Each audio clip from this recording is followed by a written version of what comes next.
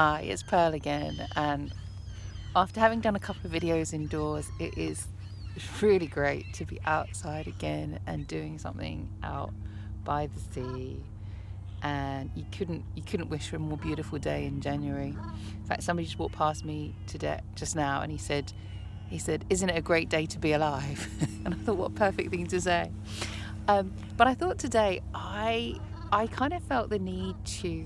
I don't normally like comment on what's going on in the world or the press, but I think the news story that's come out in the last couple of days about Meghan and Harry, whatever their titles may be, leaving, changing their role within the royal family, has sparked such a huge kind of media outcry in the UK and England that I actually had to go and have a little look online at some of the the global press as well, and try and get a sort of more objective view. And what it is it really has struck a chord with me. Sorry, there's some people coming past it. Morning. It's really struck a chord with me. Excuse me. With something that I wrote in my book about fear of success. Excuse me. And it's really about fame and notoriety, infamy, all those things. I'm sorry, I've just got to say infamy. They've all got it infamy from the Carry On film. If you ever think, I think that's Carry On Cleopatra. That's Caesar, being stabbed in the back. And it's actually all related. And one of the things I wrote about in my book was how the fear of success can be linked to our fear of fame, and our fear of being exposed, and our fear of being singled out, really, as well. And I really have a huge amount of sympathy for this royal couple, this young married couple with a baby. And I think it's great that they have decided to look at what makes them, as Meghan put it, thrive rather than just survive, especially when they've got a young baby, because I think that's true for anybody at the moment. We're in January 2020 and people are really saying and looking and saying, what's right for me? Where do I want my life to be going? Where do I want my career, my work to be going? Where do I want my family to be going? And I think if any of us decide that we need to move house or change our livelihood or any of those things, because we're looking forward, what's going to happen in the next 30, 40 years, it's great that they have the courage to make those kind of decisions. I think that's a huge leadership quality, to say, you know what, we're gonna buck the trend, we're gonna change things. And what I wrote about in my book was, I wrote about a time when my project ended up on the front cover of the Sunday papers, on the front of the tabloids. So I've had that experience. Luckily, it wasn't my photo. It was my film. And what happened to me was, I had a film that I was in final post-production on, and of course we were looking for media coverage. So we put together a thing like a press kit, which has, it has photos and the story of the film, and so I sent it out to people, and all of a sudden I got a phone call from a journalist, and I was so excited because I thought, great, they're going to cover this film. Great, somebody's actually interested in this little tiny micro budget film. And so this journalist rang me up, and I remember I was doing another job. I was working in an office in the city, and they rang me up, and I did a phone interview with them. Morning. Lovely day, isn't it? Yeah, you've got to make the most of it. Yeah. So yes, I got this phone call from a journalist, and I was so excited, and I was selling all the stuff. I was going, yes, it's this, it's that, it's and they asked all the usual questions. And you've got to understand, I've been on the other side of this. I was working in film sales and marketing for a long time. So there was nothing fishy about it until there was something fishy about it. And suddenly I was sitting there, and I remember they asked all the standard questions, and then suddenly it was a bit like, and what about this? And what about, hang on a minute, what's going on here? And I didn't end the interview, they ended it. I think they could see that I was getting suspicious, and so they ended the interview. And the next thing I knew, I got a phone call from somebody else related to the film who said they're going to do this huge expose, they're going to do this huge... I was like, what about? Like, what can they possibly say about us? You know, as far as I'm concerned, this is a really nice film and everything we've done. And unfortunately, there was a lot of mud, a lot of nasty things, and just actually probably more innuendo than anything else. And I remember when I heard when it was coming out, and I walked down to the corner shop, and walking into this little corner shop, near my family, and seeing these pictures, and it was just so awful, because it was like, I suppose the thing is, if somebody told a horrible story about you and put your wedding photos up, it's something so beautiful. You spent so much time and energy and money, the outfits, everything that I'd invested in this, and it was turned into something horrible. Yeah. And it's really hard. It's really hard to explain to somebody who's not had that level of exposure how that feels. And I wasn't even as, it wasn't, what they had said. They weren't talking about me personally, and it was much harder for other people. But I remember that, and I remember just feeling so sick and shocked, and how awful that was. And I think it probably did change how I reacted, and maybe why I didn't make any more films. And I think there's a point though where you've got to say, this is nonsense. If we are holding ourselves back, if we're hiding under the bed because we're worried what the journalists or the journos with egos are going to say about us. And I think, as a media, whatever you're doing, whether you're writing a book, whether you're writing an article, you've got a huge responsibility to get your facts straight, and to write good things, to write the truth. And as somebody once said, if you can't say something nice, don't say anything at all. But obviously, I'm here saying negative things about journalists, and I've actually been quite shocked. I don't really read the papers because it's just so much nonsense. And I very rarely watch the news either, because that's also quite nonsensical.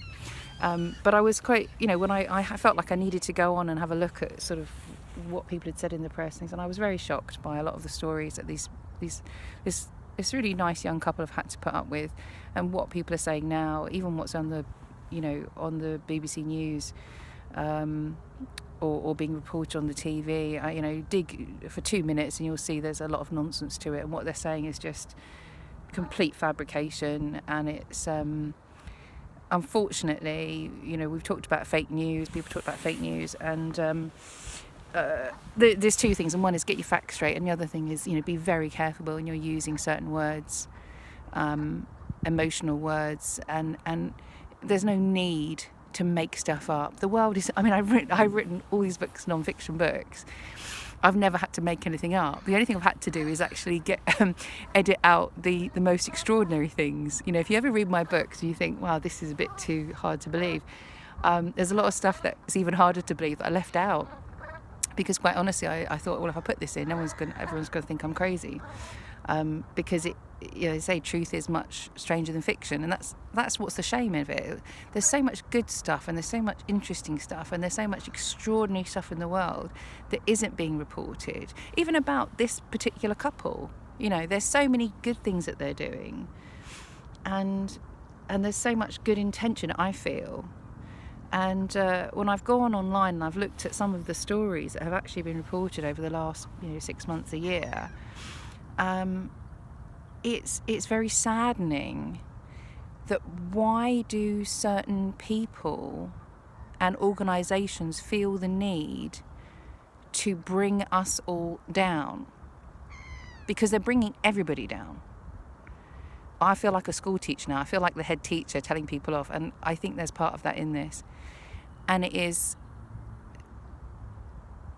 Don Miguel, who is one of my greatest teachers, says that there's only one battle, and that is the battle between truth and lies. And I would say to anybody out there, stop talking and writing, and start getting honest. I read another thing this week, and it was about business and coaching and Actually, I think it was by Seth Godin, who's a marketing guru. And one of the things he says is that, the most valuable thing in business, not in, just life, but in business, is and will be increasingly integrity. And that's the difference between reputation and integrity. Because people can say anything about you. They can besmirch, smear and besmirch your reputation. Your reputation's nothing. Because we all know there are people who have been treated appallingly because of a rumour or a slur or an accusation. But integrity is the truth. Integrity is who you are, what you have done, and the truth of that. And the truth will out. I believe that the truth will out. I believe that the truth will set you free. So this little video, it's about the tabloids, it's about the newspapers, it's about journalists, the media. And if you are part of the media, you have a responsibility. If you want to write fiction, go write fiction. I do. I go and write books on fiction. I'm going to write a short story next. If you want to make stuff up, go make stuff up. And then what you do is at the beginning of the book, you put a thing and you say, this is not based on any da-da-da-da-da-da. And I really want to say again, this is not a negative video about journalism or journalists, because there is a huge history of journalists speaking the truth and writing the truth, whether that's in a sports drugging scandal or in political scandals or anything really at the moment. If you're a journalist and you're telling the truth, good for you. That's your job. If you're making stuff up or telling lies or using inflationary language, it's not bad, not good word, is it? Think about it. Think about twice. Remember, journalistic integrity. I'm gonna let these people go past. I'll tell you about journalistic integrity. Thanks. Bye.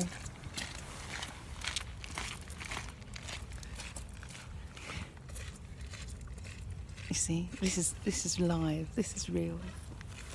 But at the moment, it does seem like the phrase journalistic integrity is an oxymoron. Like that we can't trust journalists. And yet, at the same time, in other parts of the world, journalists are getting into awful amounts of trouble because they're telling the truth. And I think we have to, I think if you're a journalist, if you're a media savvy, if you're a writer, if you're a non-fiction writer, you just got to say, do your research, get your facts straight, tell the truth. And if you're a person who is being affected by somebody or some people,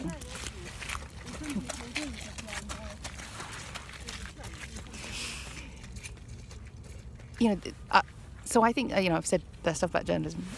Sorry about this, it's a bit long, but it's such a nice day. I thought you'd enjoy the view. But the other thing I was going to say, just about this couple, and anybody really, I was just saying, if it was me, I'd be up in Bhutan. Watch out for me. I'll be coming back to Bhutan if it gets too hot for me here. I'll be running up to you and staying in the mountains. Forget Canada. I'll be like George Lucas, on my big sort of ranch, where no one can see me. I'll be buying my island and going living on my island. If you are the target of slander, if you are the target of libel, if you are the target of jealousy and hatred, I think it's okay if you do create boundaries. You create boundaries, say, what, I'm not going to put up with this. Because let's face it, we are talking, I would say, and I was thinking about this morning, if you're looking at the situation at the moment with this young couple and their baby and the way that the press are treating them, this is an abusive relationship.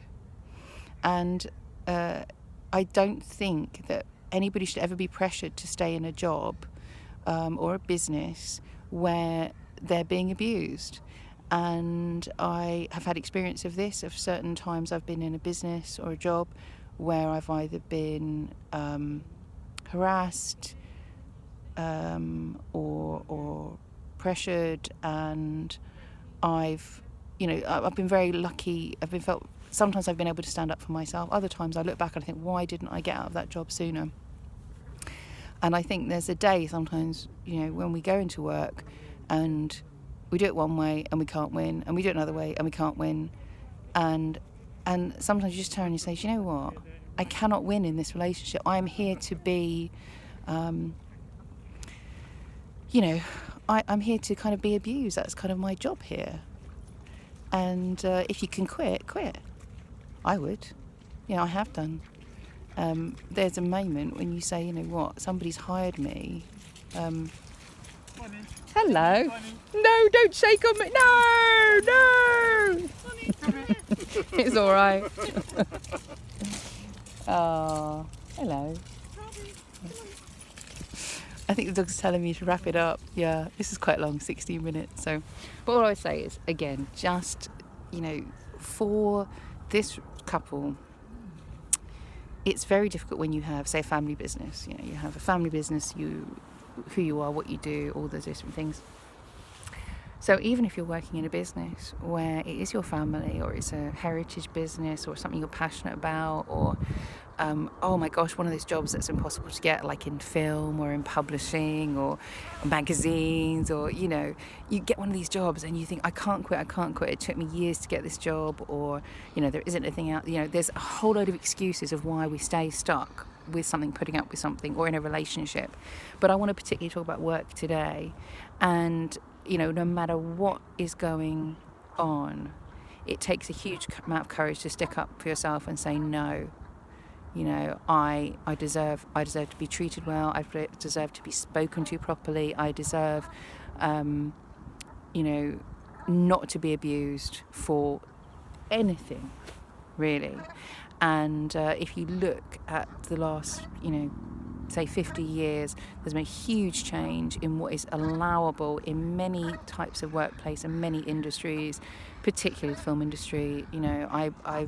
I think I worked one day I worked a 23-hour day and then had to get up and go back to work.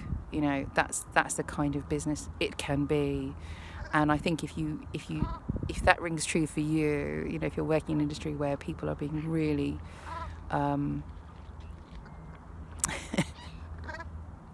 inhuman or inhumane, then it's time to rethink, and it's time to say, you know what, it's okay to quit. We can all quit, and we don't have to put up with things. Even, if you have to quit your family, sometimes you've got to quit your family. If you've got to quit your relationship, you've got to quit your relationship. And if you get to a moment in your life when it feels like it's them or it's me, I know that in my life I've had to choose me, and I have chosen me.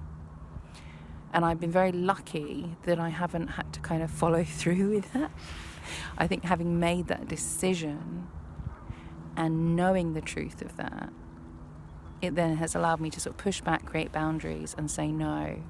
And then I've been able to continue to have certain relationships and stay doing certain things. But other times it's been, if I choose me, it means this ends and I have to go, and here's my notice. Bye-bye.